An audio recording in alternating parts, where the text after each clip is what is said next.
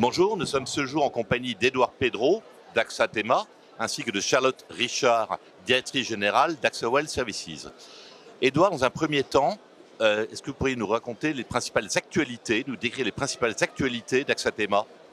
Bonjour Yves et merci déjà pour cette invitation.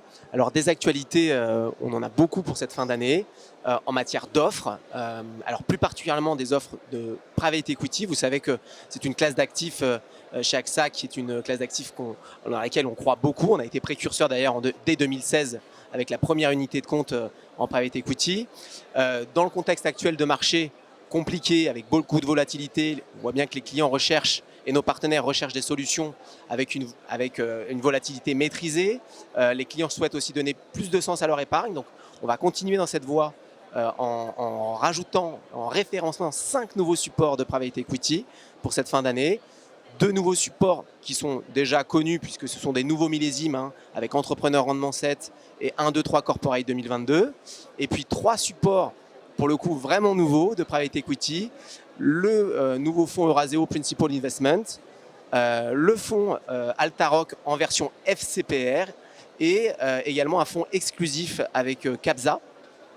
Donc c'est 3 fonds pour lesquels on assurera également la liquidité. Donc 3 belles offres en plus des 2 fonds que nous connaissons, des anciens millésimes que nous connaissons déjà.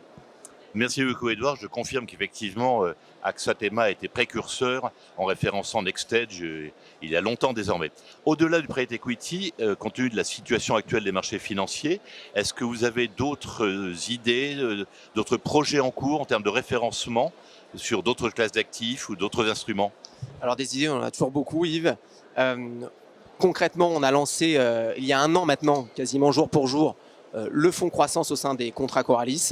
On voit bien que c'est un fonds qui répond à une vraie attente et qui n'a jamais été aussi adapté que dans la période actuelle. Donc le fonds croissance, pour rappel, il propose une garantie à 100% net des frais du contrat à maturité, mais surtout une volatilité très maîtrisée, un SRI 1.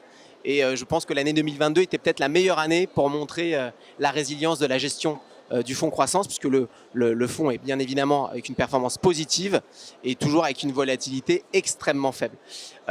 Donc ça, c'était plutôt une confirmation plus qu'une nouvelle idée. La nouvelle idée est plutôt le nouveau support que nous souhaitons aussi proposer dans les jours qui viennent. C'est un fonds infrastructure qui permet d'investir sur les projets d'infrastructure. C'est le fonds AXA Avenir Infrastructure pour lequel nous allons aussi assurer la liquidité et qui va donner accès aux clients, donner accès à des projets d'infrastructure non cotés. C'était très difficile avant la loi Pacte d'accéder à ce type d'investissement. Et donc nous allons lancer dans les jours qui viennent au sein de tous les contrats Coralis, donc aussi bien assurance vie, contrat de capitalisation et PER. Merci beaucoup Édouard pour toutes ces informations. Alors Charlotte, je l'ai dit, vous êtes directrice générale déléguée d'AXA Wealth Services, notamment en charge du pôle de gestion situé à Bordeaux. Est-ce que vous pouvez nous faire un zoom particulier sur la notion de qualité de service ? Oui, tout à fait Yves. Alors effectivement, la qualité de service pour un service de gestion, c'est essentiel pour nous.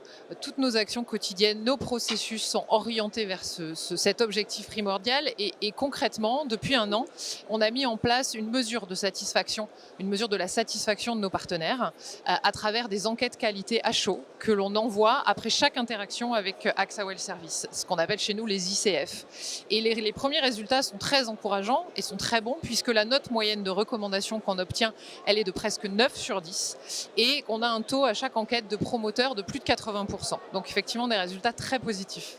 Merci beaucoup. Alors, de manière concrète, est-ce que ces enquêtes vous permettent-elles d'identifier vraiment des axes d'amélioration?